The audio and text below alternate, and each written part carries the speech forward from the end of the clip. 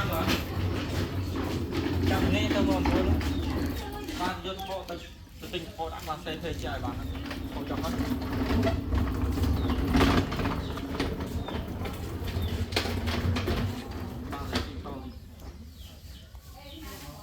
កាប់អីប្រុសធម្មតាទេពូ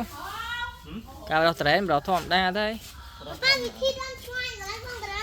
ដឹងហើយបាទដោះពីច្រើនដល់ពេលវាធំវាអត់លោតទៅទូរស័ព្ទខូចកាមេរ៉ាមែនអត់ខូចត្រង់បាទឆេះយូរដូចវិញពេកតារាញដាក់សន្តិពាក់កណ្ដាលបាននេះវាចេះស្រកចេះ